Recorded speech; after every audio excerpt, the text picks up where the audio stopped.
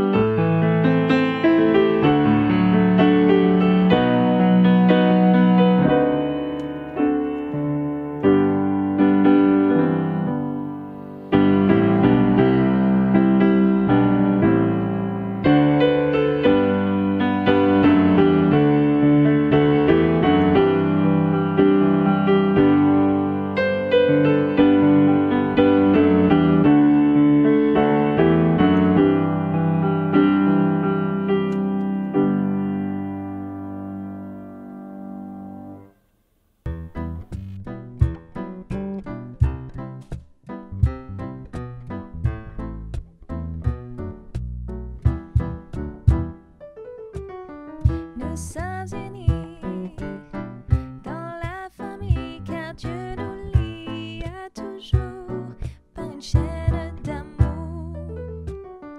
Concitoyens, nous sommes les siens car Dieu nous lie à toujours par une chaîne d'amour. Et chacun des maillons dans l'épreuve tiendra bon, lié à toujours par une chaîne d'amour. Oui, chacun des maillons dans l'épreuve tiendra bon, lié à toujours par une chaîne d'amour. Nous sommes unis dans la famille car Dieu nous lie à toujours par une chaîne d'amour. Concitoyens, nous sommes les siens car Dieu nous lie à toujours par une chaîne d'amour. Et chacun des maillons dans l'épreuve tiendra bon, lié à toujours par une chaîne d'amour. Oui, chacun des maillons dans l'épreuve tiendra bon, lié à toujours par une chaîne d'amour.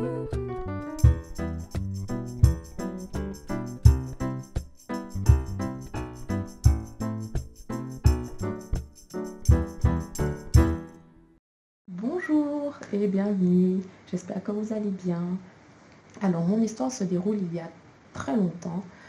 dans un pays qui s'appelle l'Écosse. Dans ce pays, il y avait un roi qui cherchait une épouse pour son fils. Ce roi s'appelait le roi Olaf. Et évidemment, c'est un roi, il va chercher une épouse dans la noblesse de son pays. Malheureusement, il n'en a trouvé aucune. Il a été très déçu de la frivolité de toutes les femmes qu'il a rencontrées. Du coup, il a décidé de ne pas rechercher auprès de la noblesse, mais d'envoyer ses messagers rechercher toutes les filles qui étaient dans son royaume afin qu'elles puissent prétendre à épouser le fils de ce roi. Donc, le message était: si vous vous sentez digne d'épouser le fils du roi, venez dans 7 jours à 11 heures précises et nous vous dirons quoi faire. Donc les messagers partent avec ce message. Parmi les filles qui ont reçu ce message, il y en a une qui s'appelle Gunhild. Gunhild est une jeune fille qui travaille essentiellement dans les champs, qui a la main verte, comme on dit, et qui est très dévouée pour sa famille, qui travaille beaucoup, qui subvient à ses besoins. Alors qu'elle a reçu ce message des messagers, elle était dans les champs, elle laisse son travail et elle va dans sa maison. Avec acharnement, elle retourne tout ce qu'elle a chez elle pour chercher les plus beaux tissus, les plus belles étoffes qu'elle pouvait avoir et se mettre à la couture pour se confectionner une robe digne d'un palais. Sa mère la voit se préparer et dit mais que fais-tu? Et elle lui raconte la quête du roi. Sa mère lui dit: mais Gunhild, t'es une fille du bas peuple, t'es une fille pauvre, t'as même pas l'attitude qu'il faut. Ne va pas te choisir le roi, ça ne sert à rien. Mais Gunhild, malgré son humilité, dit qu'elle va malgré tout aller à ce rendez-vous donné par le roi dans 7 jours à 11 heures. Pendant la semaine, elle continue à vaquer à ses occupations pour continuer à subvenir aux besoins de sa famille, mais elle continue à confectionner la plus belle robe qu'elle pourra faire pour la porter et faire bonne impression au roi. Le jour arrivé, pour aller au palais, qu'est-ce qui se passe? Elle voit des centaines de filles, 1 millier de filles, 1 millier de prétendantes pour le fils du roi, pour le prince. Elle se dit: oh là là, aurais-je ma chance? Vous vous imaginez? C'est comme si vous alliez à un examen, il y a 1000 participants, mais une seule personne qui sera prise.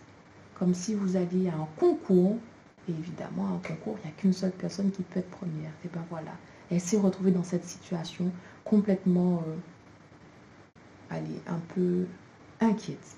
Mais elle s'est dit: chacun a ses chances. Le roi a demandé à ses messagers de transmettre un autre message à ces jeunes filles. Cette fois-ci, ce message était accompagné d'un objet. Il disait que chacune d'entre vous va recevoir une graine. Au bout de 2 mois, la graine devait donner une fleur. Et le roi dit que c'est celle qui aura la plus belle fleur qui sera jugée digne d'épouser son fils. Gunhild était un peu plus rassurée. Tout ce qui est culture et entretien des plantes, etc. C'était son domaine. Donc elle prend sa graine et elle rentre chez elle. Elle va s'en occuper avec soin. Elle va la mettre dans un magnifique pot, le plus beau qu'elle ait chez elle. Elle va le mettre dans de la terre bien grasse et elle va l'arroser, la mettre dans un coin ensoleillé et en prendre soin quotidiennement. Au bout de 2 semaines, elle est surprise. Il n'y a toujours rien qui se passe. Pas une tige, pas une feuille, rien de vert ne grandit, ne pousse de ce pot. Elle s'inquiète. Elle dit peut-être que la terre n'est pas adaptée. Elle change de terre. 2 semaines plus tard, toujours rien malgré ses soins. Peut-être qu'il n'y a pas assez de soleil. Elle la met ailleurs. Toujours rien. Au bout d'1 mois et demi, elle désespère. Elle dit mais alors comment je vais avoir une fleur en 2 semaines? C'est pas possible. Et pourtant, en continuant toutes ses activités quotidiennes et en prenant soin de sa plante qui ne pousse pas, elle réfléchit et elle essaye d'adapter ses soins. Elle ne comprend pas. Ça ne fonctionne pas. Au bout d'un moment, 1 semaine avant de retourner au château, chaque fois qu'elle voit le pot, elle pleure, elle est désespérée, très déçue d'échouer dans sa quête pour devenir une princesse et pour épouser le prince. Alors, le jour arrivé, toujours rien. Elle va, malgré tout, avec son pot vide, au palais du roi. Évidemment, elle rencontre d'autres femmes, celles qui étaient là premièrement, mais il y en a quand même moins. Elle se dit, ah, peut-être que d'autres ont eu également la même expérience que moi et n'ont pas réussi à avoir quoi que ce soit et ont préféré ne pas venir. Mais à côté de ça, il restait des centaines de femmes qui étaient là avec des fleurs magnifiques. Le roi, voyant cela, voyant toutes ces femmes, toutes ces prétendantes, demande à ses gardes de renvoyer chez elles toutes les femmes qui ont dans leur peau une fleur. Et Gunhild se retrouve toute seule. Elle est la seule et elle va rencontrer le roi. D'après toi, dans quel état devait-elle être? Elle était apeurée, stressée, angoissée. Le roi lui a demandé de venir. Elle y est allée. Elle tremblait tellement qu'elle a perdu le pot. Le pot s'est échappé de ses mains et s'est brisé. Et là, elle a perdu tous ses moyens. Le roi l'a relevée, l'a rassurée. Il lui a dit que toutes les graines qui avaient été données étaient des graines stériles. Qu'aucune de ces graines n'aurait pu donner une fleur. Donc qu'il était tout à fait normal qu'elle revienne avec un pot vide. Mais qu'elle a été la seule à être persévérante et honnête jusqu'au bout. Qu'elle a dans son cœur les valeurs, la persévérance, l'honnêteté qu'il souhaite retrouver dans l'épouse qu'il veut choisir pour son fils. Et par là, il lui a dit, tu as été fidèle dans quelque chose d'humble et simple. Devenir femme d'un prince demandera beaucoup plus de responsabilités auxquelles tu pourras répondre. Tu sais que dans la Bible, je vous le dis, je pense que vous voyez un peu où je veux en venir, dans la Bible, il y a un verset qui parle de cela. Ce verset se retrouve dans Luc, au chapitre 16 et au verset 10. Celui qui est fidèle dans les moindres choses l'est aussi dans les grandes. Et celui qui est injuste dans les moindres choses l'est aussi dans les grandes. La fidélité peut se manifester dans tous les domaines de la vie. Gunhild l'a été pour entretenir une plante. Nous, on peut être fidèle dans notre affection pour les autres, dans le fait de rendre service, d'accomplir une tâche jusqu'au bout, de tenir nos promesses. C'est une forme aussi de fidélité. C'est ce que Dieu nous demande. Il est difficile d'être fidèle dans les petites, mais à force de s'exercer, Dieu nous donnera de plus en plus de responsabilités. Donc, quel que ce soit avec vos amis, avec votre famille, vos parents, vos frères, vos sœurs, mais également les voisins, puissiez-vous être fidèles quand vous vous engagez dans quelque chose, allez jusqu'au bout. Et comme Gunhild, n'ayez pas peur du résultat. Osez aller jusqu'au bout. Dieu se chargera de vous donner les meilleures récompenses pour les meilleurs résultats.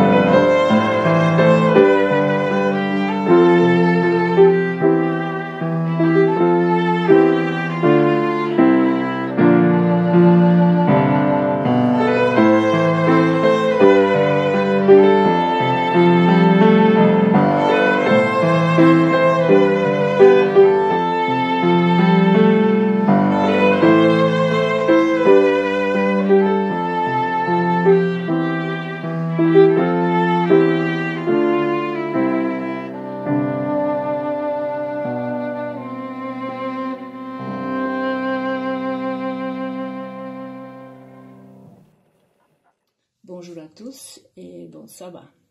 Je vous demande d'incliner la tête pour qu'on puisse faire ensemble la prière. Seigneur notre Père, nous voulons te remercier pour ce rencontre dans la situation inhabituelle, car nos bâtiments de l'Église sont toujours fermés, mais grâce aux technologies et tes serviteurs, on a possibilité de se réunir, de te louer, glorifier, étudier ta parole et te présenter nos prières. Tendre Père, merci pour ton amour inconditionnel, pour ta présence constante. Merci pour toutes tes bénédictions et ta puissance que tu nous donnes chaque jour. Seigneur, viens en nous par ton esprit pour qu'on puisse vivre ce sabbat avec toi, car c'est le jour que tu nous donnes en Jésus-Christ. Que ta présence soit là et ta volonté soit faite dans nos vies et sur la terre. Père, nous voulons te demander d'être notre guide dans la réalisation de ce programme pour qu'on puisse avancer dans la connaissance de ta parole et grandir dans la foi. Accorde-nous d'être témoins en parole et en acte. Merci pour ton esprit que tu nous donnes en chacun et qu'il se multiplie d'une façon particulière en vie de bien commun. Seigneur, sois avec nos dirigeants à dimanche et les remplis de sagesse au moment de prendre les décisions importantes. Bénis-nous tous. Bénis nos familles, nos amis. Bénis nos églises dans le monde. Au nom de ton Fils. Amen. Ce matin-là, entouré d'enfants auxquels elle faisait la catéchèse, il l'a vue. Ce ne fut pas le coup de foudre à première vue, mais ce fut la certitude que c'était elle. Depuis son enfance, il avait pris l'habitude de prier pour celle qui serait sa femme, ce qui lui a valu plein de gentilles blagues à la famille. Mais ce matin-là, tout était clair. Pas moyen de se tromper. Devant lui, il avait la réponse à ses prières. Mais au lieu de la joie face à une réponse divine, ce fut la panique. Il s'est senti suffoqué. Il s'est senti mourir. Alors, pendant l'année qui s'en est suivie, il a soigneusement évité la fille, alors qu'il faisait partie du même petit groupe de catéchèses. Est-ce que cela ne vous est pas déjà arrivé, que de dire, si seulement le Seigneur me disait clairement ce qu'il veut, je le ferai sans hésiter. La Bible regorge d'histoires de personnes qui, tout en ayant écouté la voix du Seigneur, ont choisi des chemins alternatifs, ou lui ont carrément tourné le dos. Et l'histoire de Jonas est plein dedans dans cette ligne, dans cette catégorie de personnes. Je vous invite à prendre la Bible et l'ouvrir dans le livre de Jonas. Jonas au chapitre 1. Nous allons faire une lecture assez systématique de ce chapitre pour essayer de voir ce que nous pouvons apprendre pour aujourd'hui de cette expérience-là. Jonas 1, verset 1 et la suite. La parole du Seigneur parvint à Jonas, fils d'Amittai. Lève-toi, va à Ninive, la grande ville, et fais une proclamation contre elle, car le mal qu'elle a fait est monté jusqu'à moi. Alors Jonas voulut s'enfuir à Tarsis pour échapper au Seigneur. Il descendit à Jaffa et trouva un bateau qui allait à Tarsis. Il paya le prix du transport et embarqua avec l'équipage pour aller à Tarsis et échapper ainsi au Seigneur. L'histoire de Jonas est tellement incroyable que beaucoup de croyants pensent que ce n'est qu'une fable, aucune parabole. Jonas est un prophète de Dieu qui aurait exercé son ministère sous le règne de Jéroboam II. Prophète donc en terre d'Israël, il reçoit une mission particulière, aller personnellement porter un message à une ville païenne, ennemie, violente, à une ville qui se trouvait loin du peuple d'Israël. C'est un fait rare, en effet, que le Seigneur envoie son prophète personnellement à l'étranger. Et en ce qui concerne Ninive, c'est la seule fois de la Bible. Donc, Dieu dit à Jonas, lève-toi, et Jonas se lève pour s'enfuir. En règle générale, qui prend la fuite, il le fait parce qu'il a peur pour sa vie, ou il a peur de perdre sa liberté. Mais là, nous sommes devant un prophète de Dieu qui fuit devant la présence de son Seigneur. Pourquoi? Mais la Bible, en tout cas, le chapitre 1 ne dit rien. Le chapitre 1 ne fait que rapporter des faits. Jonas est en train de fuir. Savons-nous pourquoi jusque-là? Non. Mais nous sommes face à une tentation, celle de faire des conjectures. Je me rappelle quand mon maître de stage m'a raconté une histoire le concernant. Un sabbat matin, il part avec son épouse vers l'église. Ils n'avaient pas eu le temps de réchauffer les biberons de leur bébé. Alors, ils se sont arrêtés chemin faisant. Et lui, il est entré dans un bistrot. Et il a demandé à la personne s'il pouvait chauffer les biberons au micro-ondes. Ce qui a été fait. Après quoi, ils ont simplement continué leur route. Une fois à l'église, il se prépare pour monter sur l'estrade pour prêcher. Et l'ancien de l'église le regarde et lui dit, « Pasteur, est-ce que vous êtes sûr d'être en mesure de monter sur l'estrade ce matin pour parler au nom de Dieu ?» Et, « Oui, » a répondu le pasteur. « Est-ce que vous êtes certain? Est-ce que vous êtes certain qu'il n'y a rien qui puisse empêcher que le Seigneur soit satisfait de vous ?» Là, le pasteur a compris que la question cachait une autre question. « Qu'est-ce qui se passe ?» Il a dit. « Ah ben, pasteur, vous savez, vous ne m'avez pas vu, mais moi, je vous ai vu. Je vous ai vu ce matin entrer dans un bistrot, prendre votre café. Alors, est-ce que vous êtes vraiment en règle avec le Seigneur pour aller prêcher? » Qu'est-ce qui pousse un croyant à s'éloigner ou à fuir Dieu? La vérité, c'est que le seul qui puisse répondre à cette question, c'est la personne qui est en train de fuir ou qui s'est éloignée. La vie de tierces personnes n'étant et ne reste que des conjectures qui tournent souvent au ragot, ce qui n'est jamais, jamais positif. Jonas donc, lui, il s'enfuit et le récit va entamer une logique assez marrante, à vrai dire. Il s'enfuit pour aller loin du Seigneur, mais sa fuite, son chemin, ne va faire que descendre. La Bible dit, il descend vers le port de Jaffa, après il va descendre dans l'histoire, dans la soute du bateau, et il va finir par toucher le fond, en descendant au fond de la mer. Ce n'était pas l'itinéraire qu'il avait certainement prévu, Jonas. Il est vrai que les personnes qui choisissent de s'éloigner de Dieu, le font parce qu'elles pensent que ça va aller mieux, loin des contraintes, loin du stress moral, loin des commérages peut-être, loin de toutes ces choses qui les fatiguent, alors qu'ils sont dans les églises. Ce qui nous oblige à faire une remarque. Il ne faut pas confondre Église et Dieu. Il ne faut pas les mettre au même niveau. Une personne qui s'éloigne de l'Église ne s'éloigne pas forcément de Dieu. Cela dit, quand on s'éloigne de la communauté, des fois, on s'éloigne de ses côtés pénibles, d'accord, mais on s'éloigne aussi de ses forces et de ce qu'elle a de positif, et en toute honnêteté. Une fois qu'on s'éloigne de l'Église, on risque vraiment de finir par nous éloigner du Seigneur.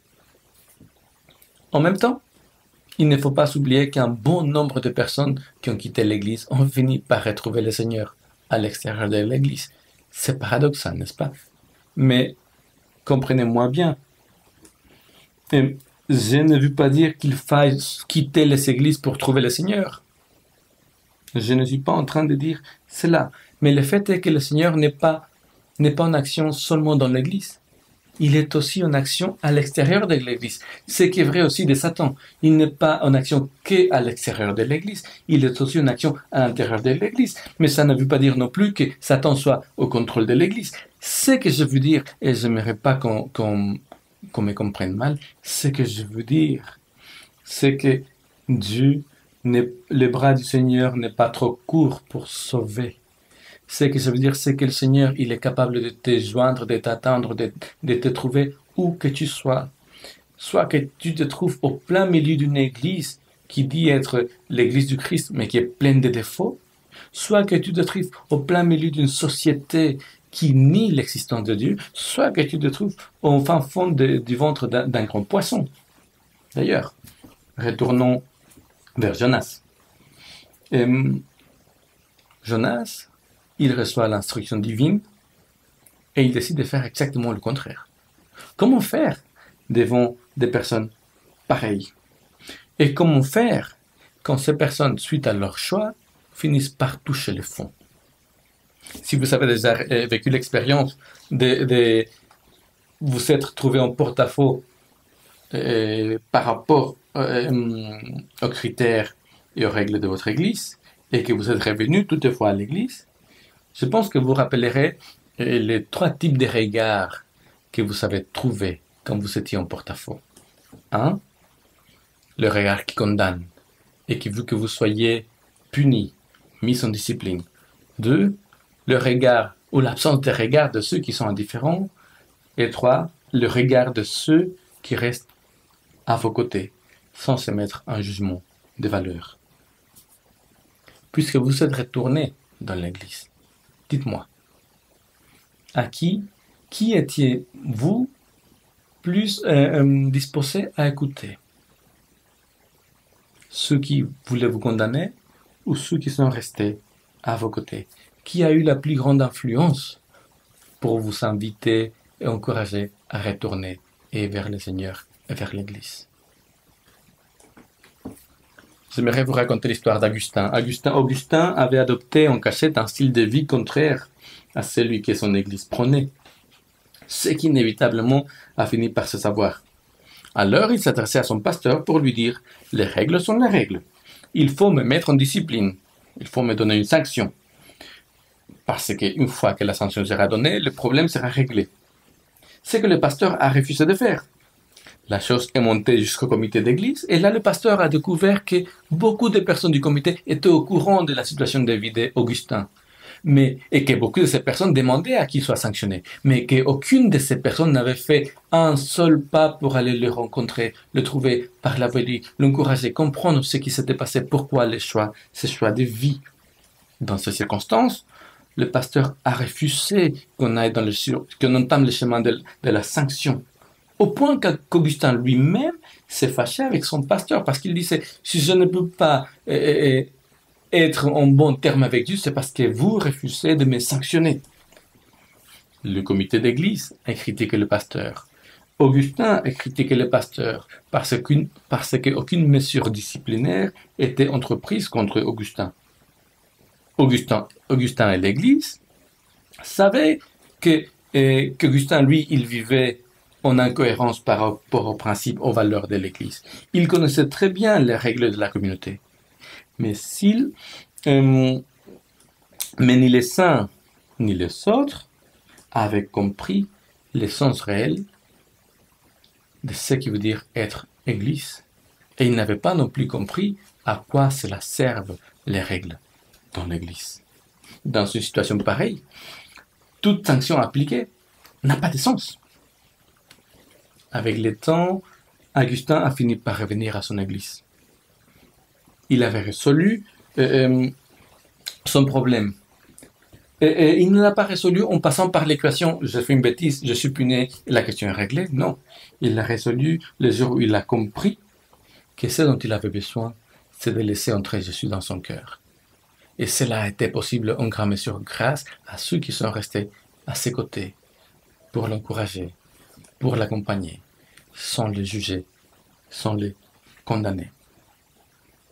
Face à des personnes qui s'éloigneraient du Seigneur, la première chose à ne pas faire est celle de tomber dans la tentation de les juger, de les condamner, de faire des conjectures sur le pourquoi ou le comment. La deuxième, c'est de ne pas avoir peur de rester à leur côté. Peu importe si l'Église te critique, peu importe si on te dit « Ah, tu n'es pas capable d'appeler le péché par son nom », peu importe si on t'appelle laxiste, peu importe si on te donne des noms pas acceptables, peu importe. Peu importe parce que la seule façon de pouvoir tendre la main à des personnes qui sont loin du Seigneur, c'est d'être à côté d'elles le jour où elles diront « J'ai besoin de cette main-là ». Vous savez, la puissance de l'Évangile ne repose pas sur des paroles qui condamnent, mais sur des faits qui rédiment. Continuons notre lecture. Verset 4. Mais le Seigneur lança un grand vent sur la mer, et il s'éleva sur la mer une grande tempête. Le bateau menaçait de se briser. Les marins eurent peur. Chacun d'eux cria vers son Dieu, et ils lancèrent à la mer le chargement du bateau pour l'alléger. Jonas descendit au fond du navire, se coucha et s'endormit profondément. Nous voilà face à une telle tempête que les marins finissent par se dire cette tempête, elle n'est pas naturelle, il y a quelque chose qui cloche. La Bible dit en effet que c'est le Seigneur qui avait fait lever un grand vent. Pour ceux qui n'avons jamais vécu une tempête sur la mer, peut-être que les films peuvent nous aider un peu à comprendre la situation. Et nous pouvons aisément imaginer ces marins-là en train de lutter ensemble pour sauver leur vie, pour sauver les bateaux, mais en même temps balloter d'un côté et de l'autre. Et dans tout cela, de façon assez surréaliste, la Bible dit, Jonas voit tout ça, et il décide quoi? D'aller se coucher. Et il s'endort. C'est quand même particulier. C'est d'autant plus que nous savons, parce que la Bible nous le dit, que Jonas, lui, il sait que lui, il est la cause quelque part de cette tempête-là. Est-ce qu'on pourrait dire que c'est sa faute? Peut-être pas, mais en tout cas, il y est pour quelque chose. Et pourtant, alors qu'il le sait, il ne va rien faire pour aider les marins qui sont en train de lutter de toutes leurs forces à cause de lui. Il les laisse se débrouiller seuls. Il les laisse lutter, il les laisse paniquer. Il s'en fiche de ce qu'ils vivent. Lui, le prophète du Seigneur, qui pourrait donner un coup de main, mais non seulement cela, mais qui aurait une parole à porter, lui connaît le Seigneur, le seul Seigneur qui pourrait aider, il préfère rester dans son coin, rien dire. J'étais allé un jour faire du mini-foot avec une connaissance. Et à la fin de la soirée, il m'invitait pour qu'on aille prendre quelque chose à boire. Je savais que eux, à la fin, leur habitude, c'était de finir la soirée en allant tous ensemble prendre quelque chose. Alors je lui ai dit, écoute, non, c'est pas un problème. J'étais bien content d'être là. Va avec tes copains et finissez la soirée ensemble. Il m'a dit, ne t'en fais pas. De toute façon, ce n'est que des païens. Quelle est la différence entre les chrétiens et les païens? Pour commencer, il serait opportun de dire que dans la Bible, le mot païen n'est pas un mot péjoratif. Ce n'est pas une étiquette pour dire ceux qui sont pas bons. Le mot païen signale simplement ceux qui ne connaissent pas le Seigneur, qui ne sont pas juifs. Donc, quand des chrétiens aujourd'hui utilisent le terme païen de façon péjorative, ce n'est pas le Saint-Esprit qui est en train de les inspirer, ni de les habiter. Sachez-le. C'est d'ailleurs vers ces païens-là que l'Esprit nous pousse. Et l'Esprit nous pousse non pour aller les condamner, mais pour aller les traiter comme le Christ nous a traités, nous, à l'époque. Mais que dire de Jonas? Alors qu'il peut faire la différence, il choisit l'indifférence. Il oublie que sur cette terre, nous sommes tous sur le même bateau. Et c'est dramatique, car si nous restons indifférents face aux besoins autrui, nous sommes en train de trahir la vocation prophétique que le Seigneur nous a donnée. Jésus a été le plus grand prophète que ce monde ait jamais porté. Lui, il savait que son Père était amour, Dieu est amour. Et lui, il a vécu cette vérité non comme un substantif à apprendre, mais comme un verbe à vivre. Et dont nous trouvons la plus grande preuve à la croix, depuis laquelle encore aujourd'hui résonne plus fort que jamais son commandement: aimez-vous les uns les autres, comme je vous ai aimé. L'amour de Jésus n'était pas théorique. L'amour de Jésus n'était pas exclusiviste. Il est même mort pour ceux qui l'ont renié. Il s'ensuit que toute personne ou toute église qui dit ou qui croit avoir une vocation prophétique, autrement dit, qui pense avoir un message à transmettre ou un rôle à jouer dans la société, dans ce monde au nom de Dieu, doit mettre au service de ce monde toutes ses ressources pour aider ce monde à rencontrer le Seigneur. Car si l'église ou la personne ne le fait pas, l'église ou la personne serait en train de trahir leur vocation, leur appel divin. Toutefois, les personnes et les églises, nous sommes capables de garder les apparences et de faire croire aux autres que nous sommes fidèles à cette vocation-là. Oui, nous sommes peut-être capables, mais quand les tempêtes de la vie arrivent, là les choses se dévoilent. Au milieu des tempêtes de la vie, finalement, nous montrons à la société quel type de personne, quel type d'église nous sommes. Jonas, personne en différence, au milieu d'une tempête, il dévoile, il démontre qui il est. Et il n'est pas simplement en train de régner sa mission, il est en train de régner aussi sa vocation. Et ce danger est encore actuel aujourd'hui. Continuons notre lecture, verset 6. Le chef d'équipage s'approcha de lui et lui dit « Qu'as-tu donc à dormir? Lève-toi, invoque ton Dieu. Peut-être ce Dieu pensera-t-il à nous pour que nous ne disparissions pas. » Ils se dirent l'un à l'autre « Venez, tirons au sort pour savoir qui nous attire ce malheur. » Ils tirèrent au sort et le sort tomba sur Jonas. Alors ils lui dirent « Explique-nous, s'il te plaît, qui nous attire ce malheur? Quelle est ton activité et d'où viens-tu? Quel est ton pays et de quel peuple es-tu? » Il leur répondit « Je suis hébreu et je crains le Seigneur, le Dieu du ciel, qui a fait la terre et la mer et la terre ferme. » Les hommes eurent très peur. Ils lui dirent « Qu'as-tu fait là ?» Ils savaient en effet qu'ils fuyaient pour échapper au Seigneur, parce qu'il leur avait expliqué. Ils lui dirent, verset 11, « Que devons-nous faire de toi pour que la mer se calme envers nous? Car la mer se déchaînait de plus en plus. » Il leur répondit, « Prenez-moi, lancez-moi à la mer, et la mer se calmera envers vous. Je sais que c'est moi qui attire sur vous cette grande tempête. »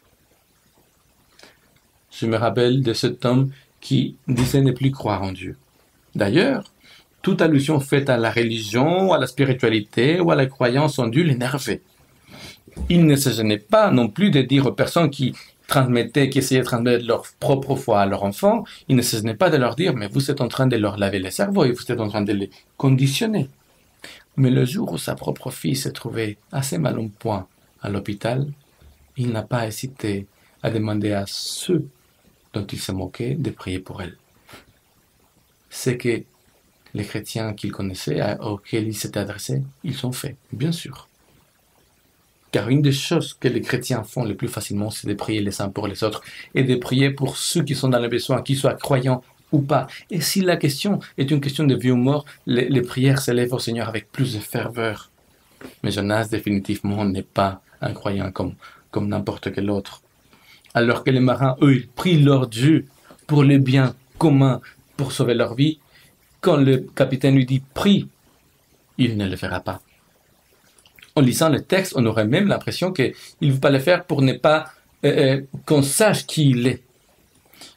C'est vrai qu'il est en train de s'enfuir. Et les fugitifs, souvent, la plupart du temps, ne veulent pas laisser des traces. Ils veulent laisser le moins de traces possible pour que personne ne puisse les retrouver pendant leur fuite. Mais pour Jonas, ça n'a pas marché. Parce que Dieu non seulement a envoyé un grand vent, mais il a fait que le sort tombe sur lui. Et il l'a lié clairement à la tempête. Du coup, les questions sont tombées. Qui es-tu? Pourquoi les choses arrivent? Quelle est ton activité? Quel est ton pays? Quel est ton peuple? Et Jonas est contraint de parler. Et il dira, je vais relire, je suis hébreu et je crains le Seigneur, le Dieu du ciel, qui a fait la mer et la terre ferme. Voilà une confession de foi particulière et pleine d'ironie. Remarquons un peu. Il affirme croire au Dieu du ciel, de la terre et de la mer. Mais alors, comment est-ce qu'il pensait, comment est-ce qu'il croyait pouvoir fuir un tel Dieu? Où pouvait-il fuir de la présence de Dieu? C'est pour le moins ironique. Encore une autre chose, il dit craindre le Seigneur. Et craindre le Seigneur, c'était une notion de respect, d'obéissance, d'allégeance.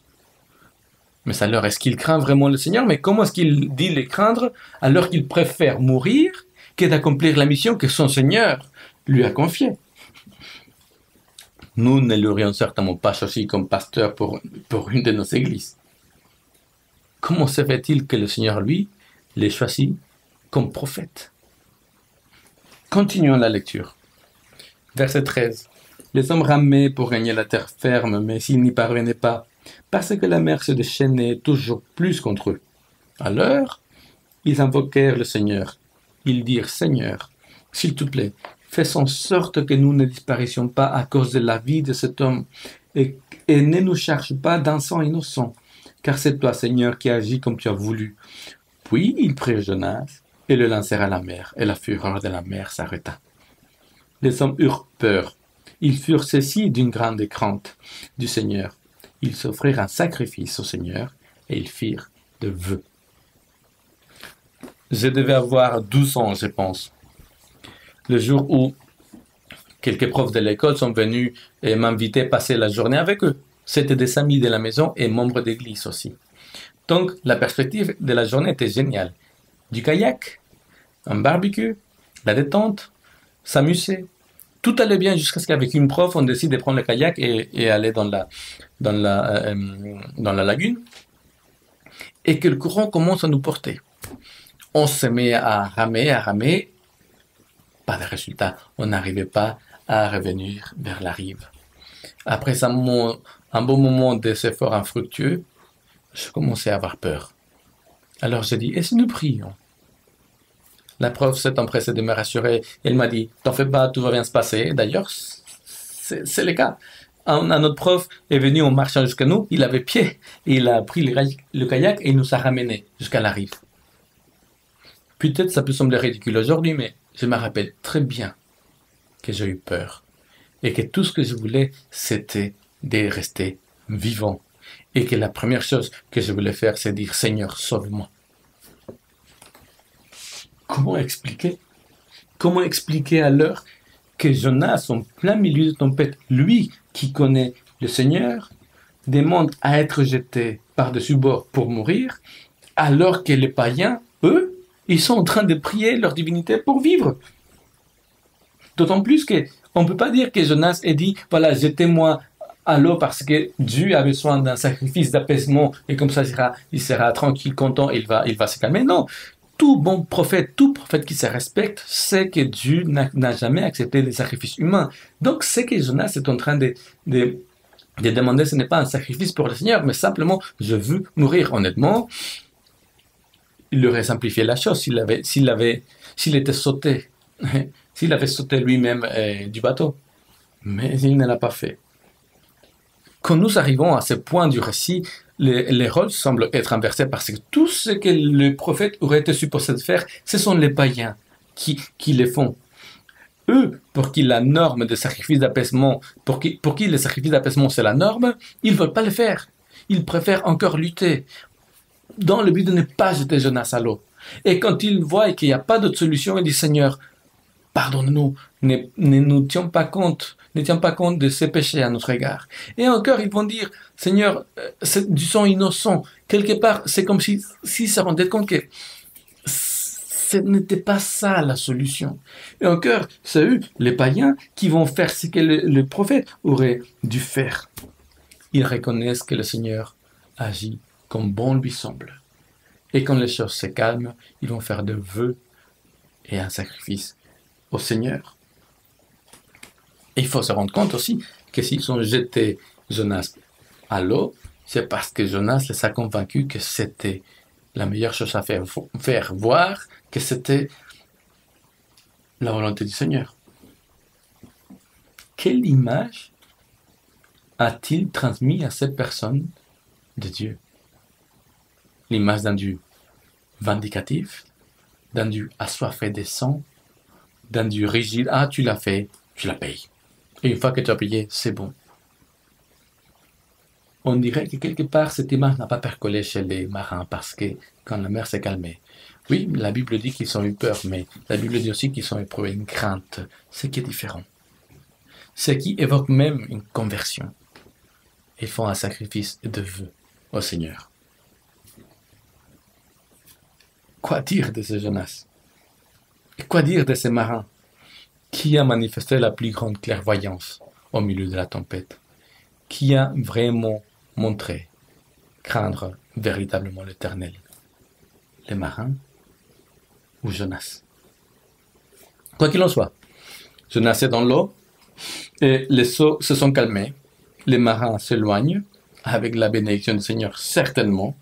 Et Jonas, lui, il continue ses péripéties. Il continue à descendre. Il tombe dans l'eau, il descendra dans l'abîme de la mort. Dans l'abîme de la mort. C'est lui-même qui va l'écrire dans sa prière.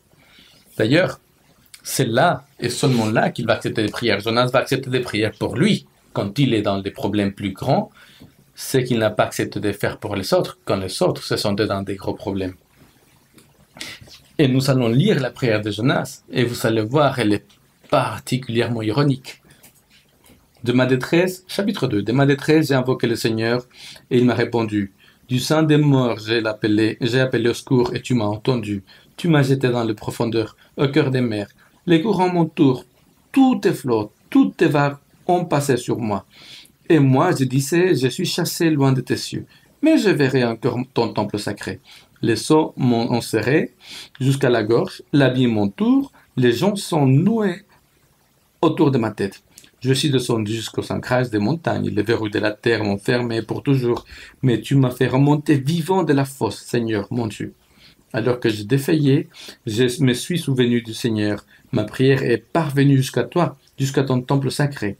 Ceux qui s'attachent à des futilités illusoires éloignent d'eux la fidélité. Quant à moi, je t'offrirai des sacrifices en déclarant ma reconnaissance. Je m'acquitterai des vœux que j'ai faits. Voilà la prière de Jonas. Bon, il finit. C'est au Seigneur qui appartient le salut. C'est une drôle de prière.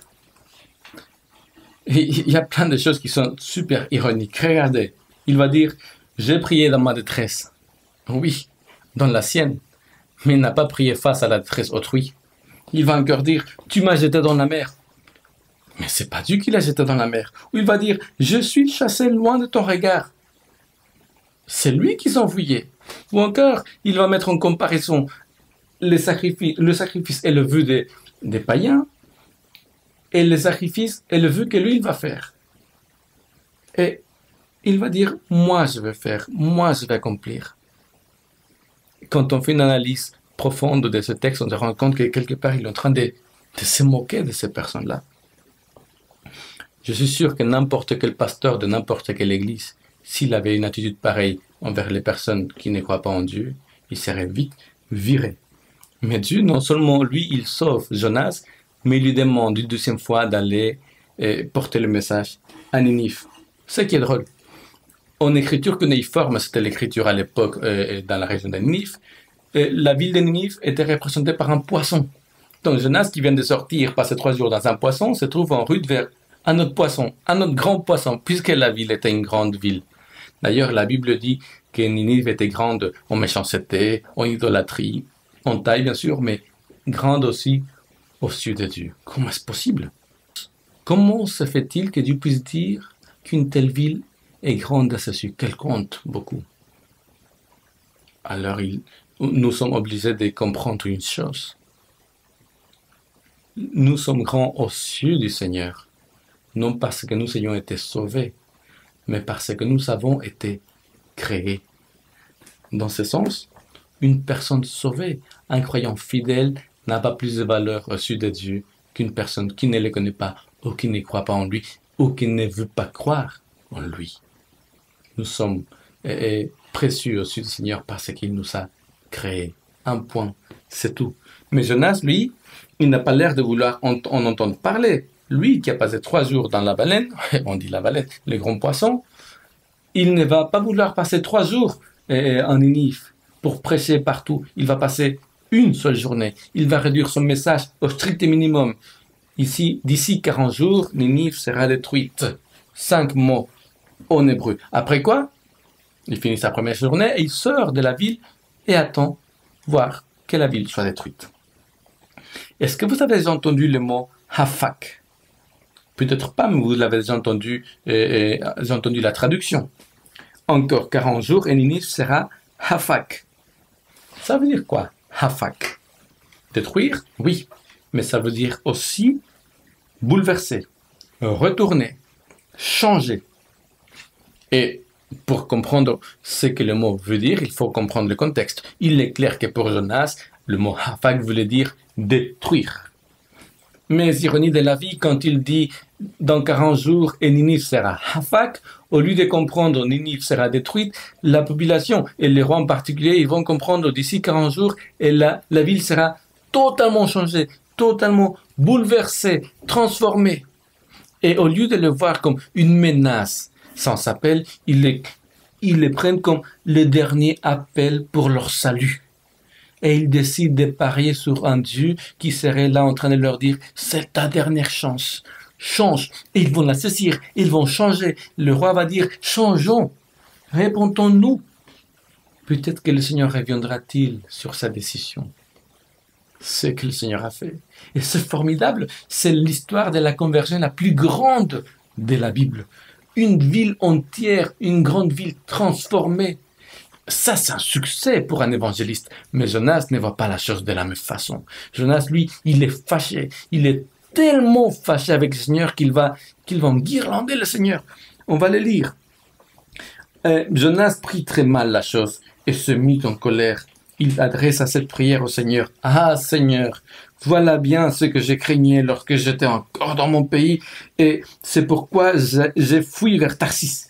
Je savais que tu es un Dieu bienveillant et plein de tendresse, long à la colère et d'une immense bonté, toujours prêt à revenir sur tes menaces.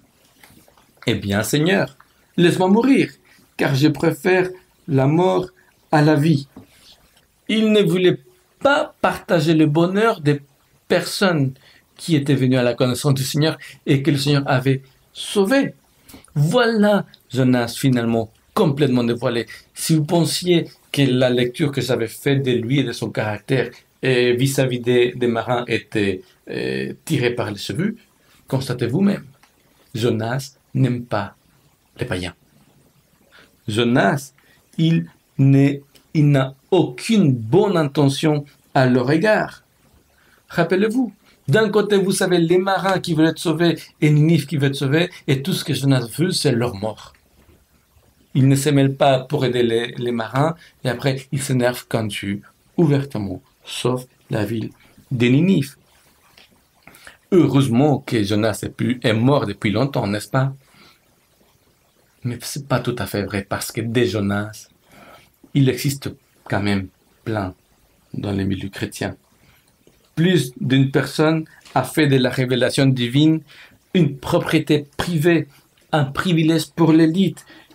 Plus d'une personne a fait de sa compréhension des principes bibliques, plus d'une personne a fait de sa compréhension doctrinale la seule clé qui ouvre la porte des cieux.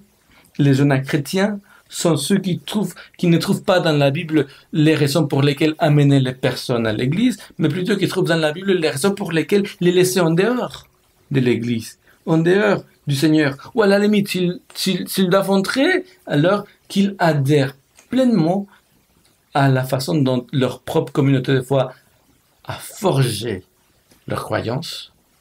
Sinon, ils n'ont qu'à être perdus.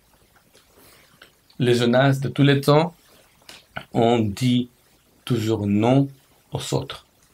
Non parce qu'ils n'acceptent pas ce que les Jonas ont accepté. Non car on ne peut pas laisser entrer dans l'église n'importe qui. Non parce que, en fin de compte, ce n'est que des païens.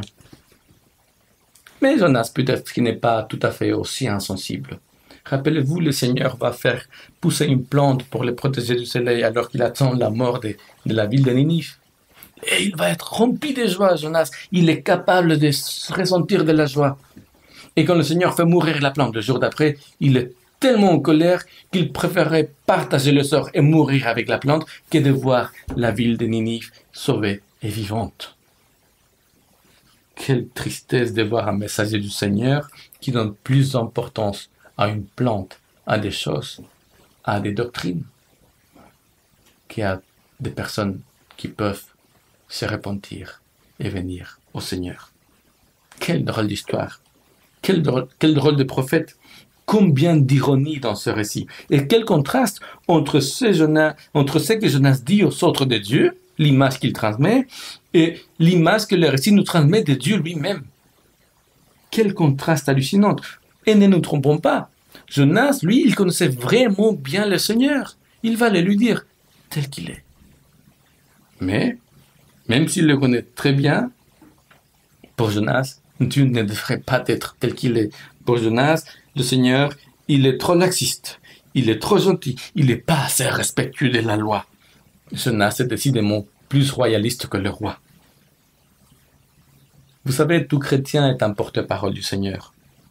Tout chrétien est un messager. Et tout chrétien a un message à donner, un rôle à jouer dans la société. La question que nous devons nous poser très sérieusement est celle-ci.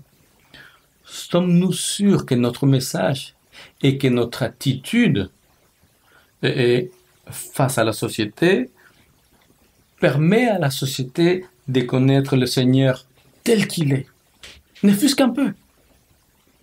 Ou, une autre question que nous pouvons nous poser, ou est-ce que nous sommes en train de transmettre l'image de Dieu comme nous voudrions que Dieu, lui, il soit, selon notre convenance? Il y a encore une autre question. Comment faire et quoi faire face à des personnes comme Jonas, qui malgré tout ont reçu aussi la mission d'aller parler aux autres de Dieu? Quoi faire quand on voit des personnes tordre l'image de Dieu dans la société? Dans les deux cas, qu'il s'agisse d'eux ou qu'il s'agisse de nous, nous ne trouverons pas la réponse en nous regardant les uns les autres, mais seulement en regardant le Seigneur et en comprenant comment il a agi en faveur de Jonas. En comprenant que le Seigneur aime tout autant Jonas qu'il t'aime et qu'il m'aime, moi. Quel est le point central du récit de Jonas? Est-ce la puissance du pardon? Est-ce le besoin d'accepter le fait que Dieu aime tout autant les païens que les chrétiens? Est-ce l'invitation à remettre en question notre attitude en tant que parole et porte-parole du Seigneur dans la société, dans le monde? Est-ce un appel à vivre un bouleversement total en acceptant le Seigneur d'agir dans ta vie, en le recevant comme ton sauveur? Prends le temps d'y réfléchir. Laisse l'Esprit Saint te parler ce matin. Il t'a certainement dit quelque chose. Et quand tu auras eu une réponse, quand tu auras acquis la certitude de ce qu'il voulait te dire, alors je t'invite à t'adresser à Dieu et lui dire: Seigneur, me voici. Qu'est-ce que tu veux que je fasse?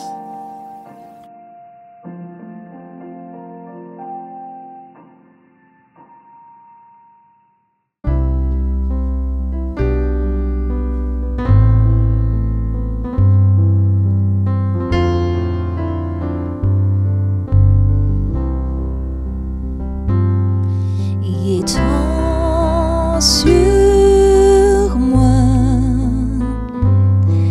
ta main fidèle et couvre-moi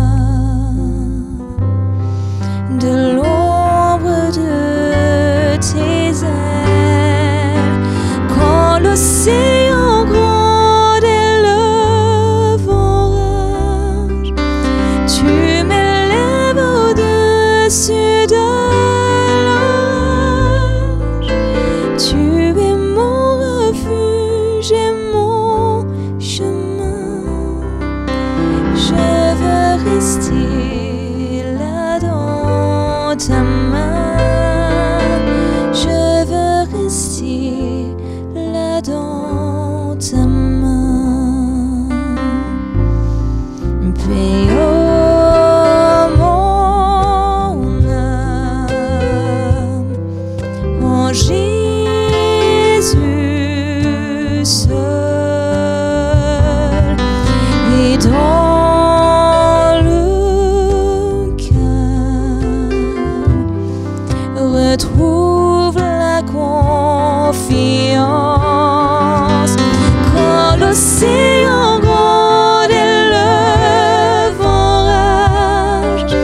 Je m'élève au-dessus de l'orage. Tu es mon refuge et mon